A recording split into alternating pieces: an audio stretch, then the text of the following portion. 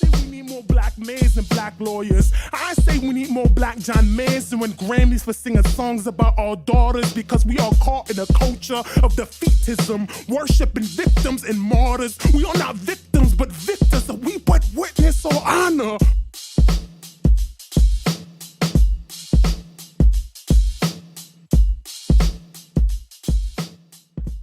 Assalamu alaikum rahmatullahi wa barakatuh. Thank you all for joining us for another episode of Black Muslim Lives Matter.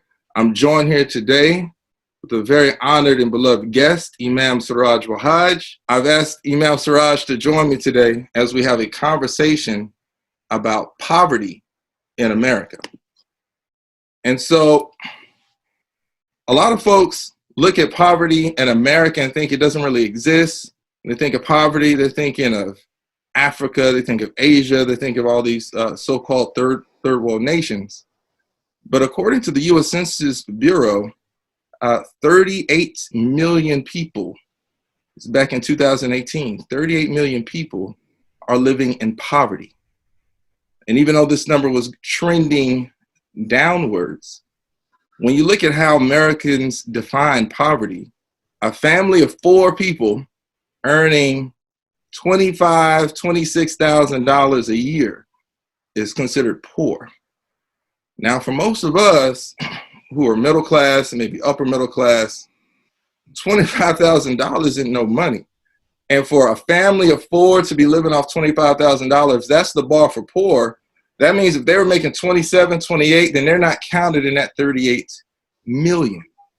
So we know that there are a lot of people in this country who are struggling with earning income for various reasons, who have food insecurity, and all of the ills that come along with living in poverty, from unsafe neighborhoods, poor schools, etc. The median income for African American households last year was $41,000 compared with $70,000 for white non-Hispanic households. And so it's important to understand these kind of as baseline information. Poverty does exist in this country. It may not be the same poverty that exists in other places, but it does exist.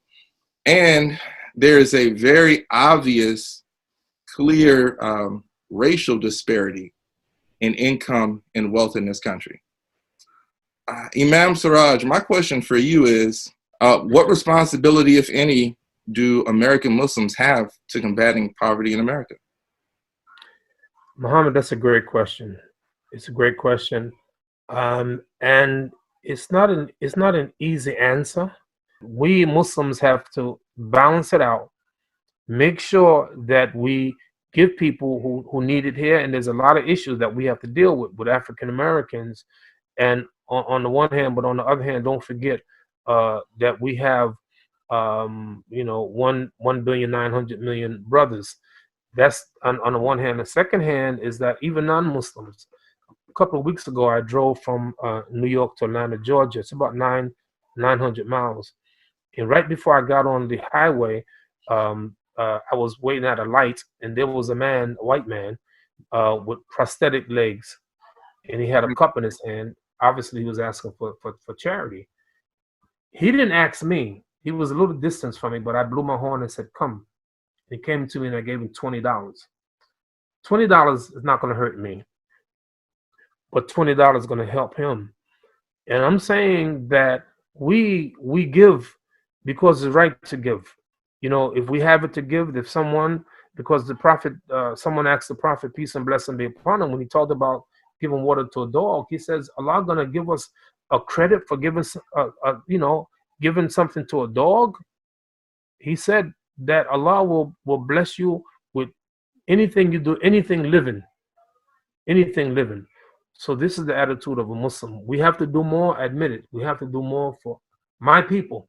One of the things that I'm proud of is how Masjid Al-Islam has, taken time to address poverty in South Dallas since our masjid was established, by African Americans who were not affluent people. So they lived in that neighborhood that our masjid is still in. Since then, many or most of them have improved their financial situation. They've moved on. They've moved to more suburban areas, but kept the masjid there to give da'wah and to give social services. But my thing is this a major responsibility of all Muslims? Is this a niche responsibility of African American Muslims? You want to jump on that? Yeah, I think again, Muhammad, all of the above, and you know, my answers may be maybe not even what you expect, but I think all of the above. We have to educate everyone, and we have to educate our brothers and sisters who migrate, and they have to educate us into some ways.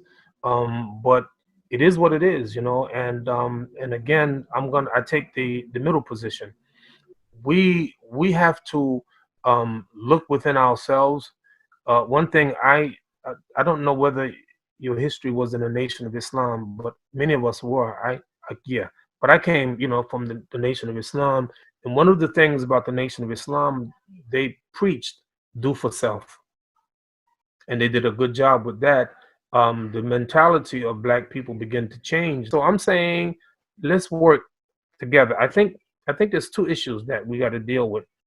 And I get it from this hadith of the Prophet, peace and blessing be upon him. He said, "Kullukum ra'in wa kullukum mas'ulun an ra'iyatihi." Every one of you is a shepherd and held accountable for their flock. And it's interesting how he began. He says, "Al-imamu ra'in wa huwa mas'ulun an ra'iyatihi." The imam is a shepherd and he's held accountable for his flock. Then he said, "Wa-rajulu ra'in fi ahlihi wa huwa mas'ulun an ra'iyatihi." And a man is a shepherd in his own house. So we got two responsibilities. Me as a man, as a father, as a husband, I have accountability in my own household. But in order to fight against institutions, individuals can't fight institutions. Institutions have to fight institutions. So the imam, the community, have to address those issues. You know, all of those issues. Yeah, there's systemic racism for sure. But what are we gonna do? What's the plan? Right. So we have to sit down and make a plan, map out a plan. How we gonna get out of this? How we going to improve our condition? And inshallah, we can. On that note, how is it this institution of zakat can maybe be tweaked or utilized more effectively to address poverty here in America? You want me to be honest? Talk to me. Let me be honest. Don't lie to me. I've been lied to too much already. Hold on to your kufi, man. You see the truth of the matter. Abu Bakr radiallahu anh, right, when he became Khalifa, and people said they ain't paying no zakat. He said, yeah. He said, Wallahi, la'qatilanna man farqa bayna salat wa zakat. I swear by Allah, I'm going to fight those who make a distinction between salat and zakat. Now, you pay taxes, I'm sure. Yes. Okay. And our president paid $750 tax, okay? Right. So taxes, every year, you have to pay it. And if you don't pay it, you can go to jail, right? Mm-hmm. So you can, if you evade, tax evasion is a law, is breaking a law.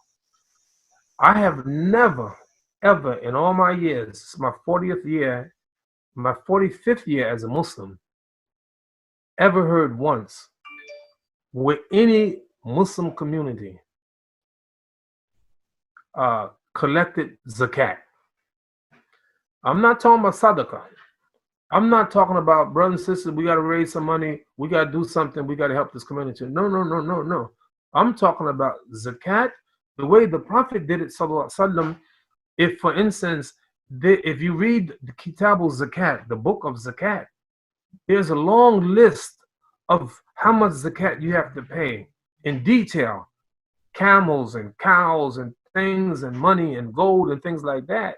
So there's no one ever, anybody ever come to you and say, you know, how much money you make, and we give me that money.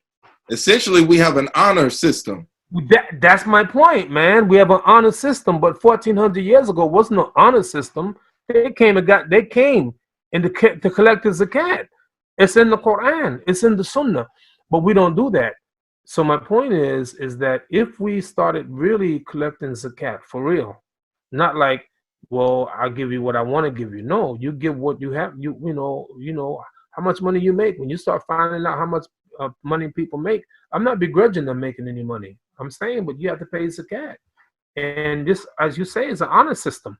And I don't think that we do that well. And people, so the zakat is collected by the head of the state, and they distribute it, not you. You don't distribute it. The head of the state. That's why I mentioned the hadith. But see, because we're individuals. So we are masjids, alhamdulillah, we do the best that we can, but it ain't really serious, the kind of seriousness.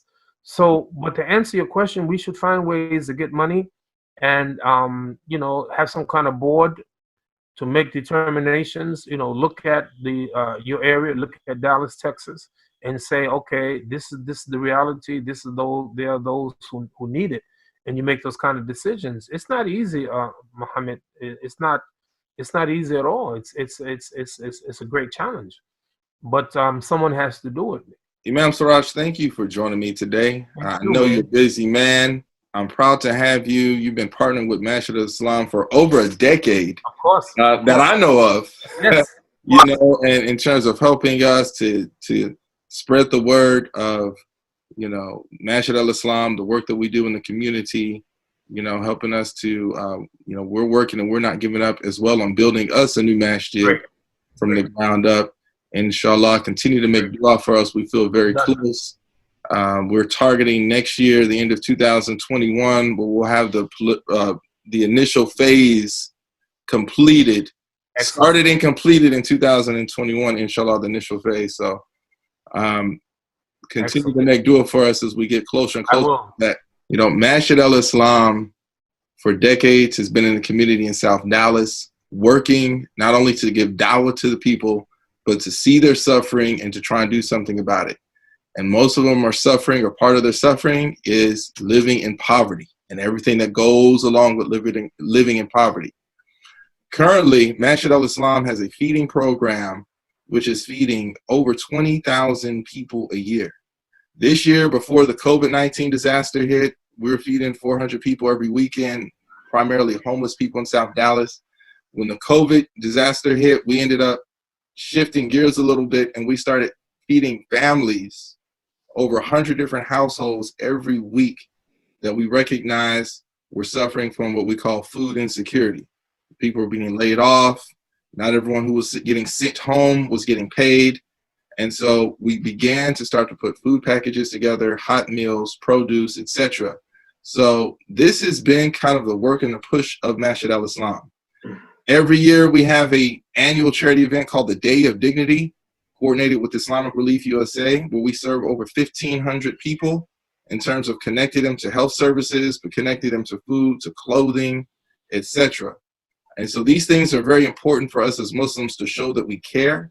And this is what Allah calls us to do, as Imam pointed out. This is part of our obligation as Muslims.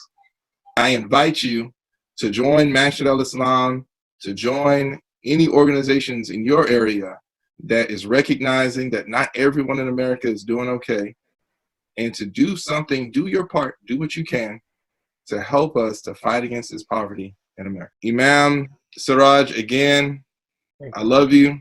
Love you, man. I appreciate you for coming out, and thank you for your time. Jazakumullah khairan. Barakallahu feekum. Thank you all for listening. Assalamu alaikum wa rahmatullahi wa barakatuh. Wa alaikum assalam wa rahmatullahi wa barakatuh.